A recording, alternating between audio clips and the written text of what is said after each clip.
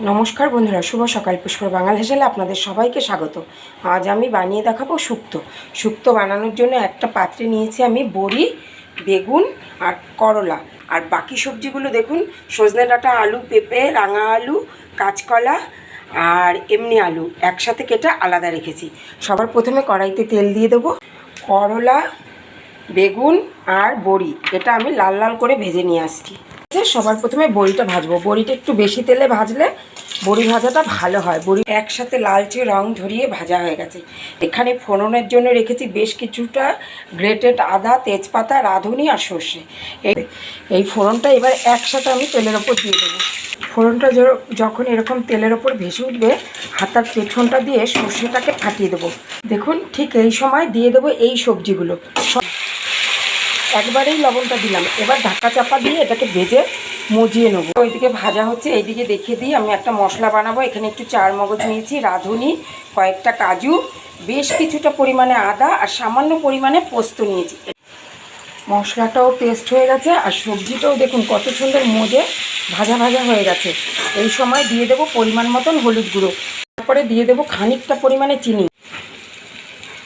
মশলাটা যখন ভালোভাবে ভাজা ভাজা হয়ে গেছে হলুদের সাথে, সেই সময় এই পেস্ট করে রাখা মশলাটা দিয়ে আবারও নেড়ে চেড়ে ভালোভাবে কষিয়ে নেব। সব কিছু খুব সুন্দরভাবে সেদ্ধ হয়ে গেছে। এবার মশলার পরিমাণ বাটিটা ধুয়ে একটু জল দিয়ে দেবো। পরিমাণে ঈষদুষ্ণ গরম জল ব্যবহার করলাম আমি। দেখুন, ঠিক এই পরিমাণে গরম জল দিলাম।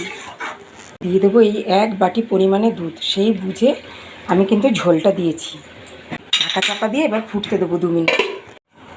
এদিকে দেখুন বন্ধুরা, কালো সাদা সর্ষে নিয়েছি সামান্য পরিমাণে, আর এখানে 1 চামচ মতন গোবিন্দভোগ চাল ভিজিয়ে রেখেছিলাম।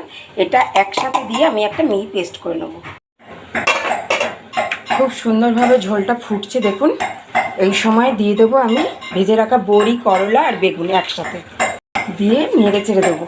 বড়িটা সেদ্ধ হওয়ার শুধু অপেক্ষা করব। একদম রেডি হয়ে গেছে। বড়ি ঠড়ি খুব সুন্দরভাবে সেদ্ধ হয়ে গেছে। এই সময় দিয়ে দেবো আমি পেস্ট করে রাখা গোবিন্দভোগ চাল আর সর্ষে বাটাটা। এটা দিলে খুব সুন্দর একটা ঘনত্বও হবে আর ফ্লেভারটাও খুব ভালো আসবে একটা। আর দিয়ে দেবো পরিমাণ মতন ঘি। একদম রেডি হয়ে গেছে আমাদের শুক্তো।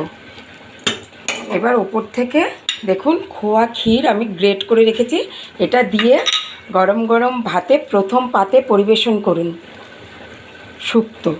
ভালো থাকবেন, সুস্থ থাকবেন, দেখতে থাকবেন পুষ্পর বাঙাল হেসেল। ফিরে আসছি পরের ভিডিওতে।